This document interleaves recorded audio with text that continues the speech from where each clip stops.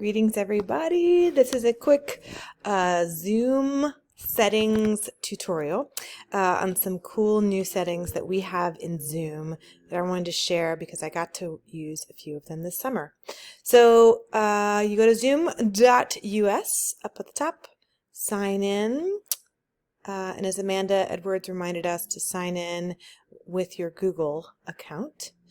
So over here in settings on the left hand side, you'll see we have meeting, recording, and telephone. We're mostly going to concentrate on meeting and recording just to show a few fun things. So the very first thing you'll see is in your waiting room, where we all usually go before we are let into a class or a meeting, you can customize the title, logo, and description. So it might normally just say, please wait until your host lets you in, but you could change the title of it to be about your classroom.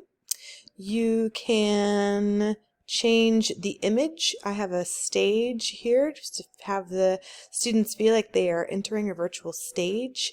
And then you also can edit a brief couple of instructions that you want to give to your meeting or class as they come into your space.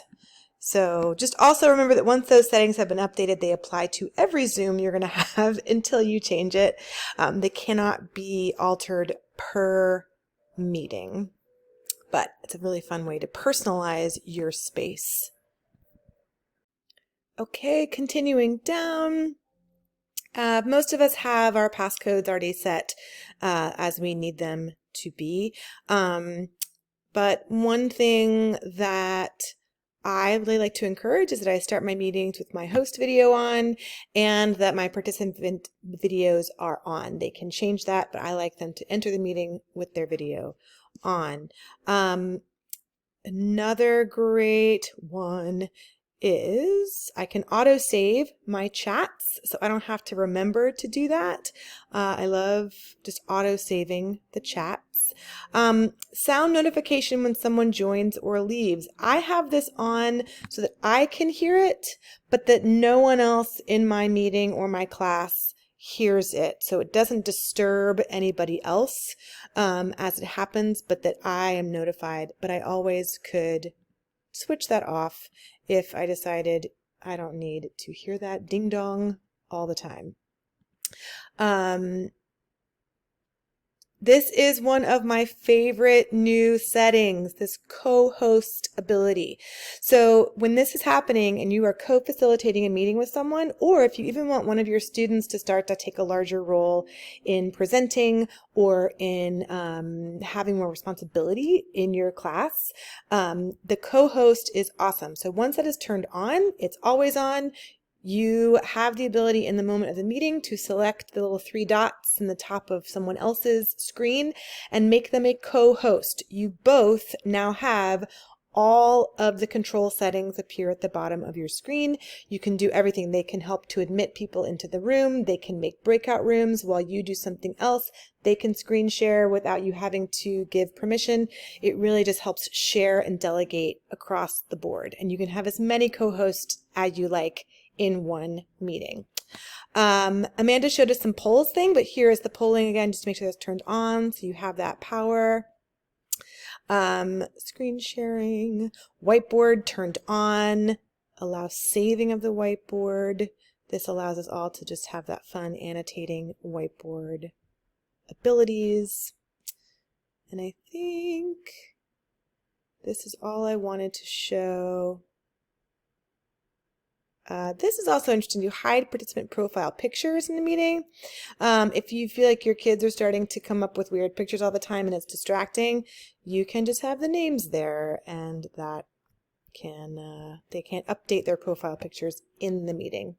But you also might want to turn that off so that they can do that.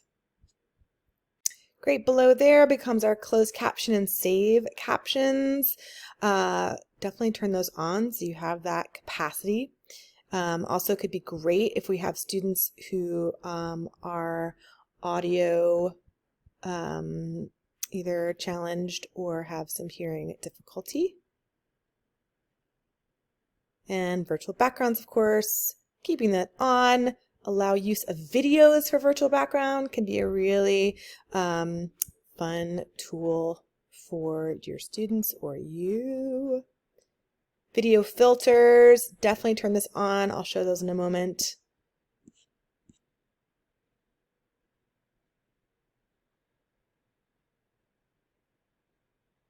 Original sound, you should have this turned on.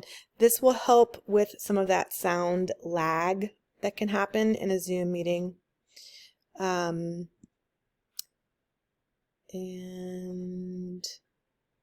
email notifications should be on. Okay. Go back up to recording. So we definitely want to turn on cloud recording on. We finally get the cloud recording. This is very exciting. You can have 2 different recordings made. Actually, you can have up to 4 different recordings made. One recording will show the active speaker and also showed when you have your shared screen. You can have a separate recording made that is then also showing gallery view when you have gallery view with your shared screen. I do not recommend clicking this. This creates a separate video of just your shared screen. So it's like blank and then a shared screen image and then blank. And it takes it out of everything else. So I don't recommend that. But you also can have an audio only, so you can put it onto something else. Chat messages saved. Okay, so those are the basic great ones. Just remembering in meetings, the most cool, important ones for me is like I can personalize my waiting room. I can turn off that ding dong bell sound, and I can also use co-hosting for the meeting. Where's my co-host? There it is. Co-hosting, polling, and whiteboard screen share. So all those great things. Oh wait, annotation tools. Yes. This is where you need to check the annotation so that we can all annotate.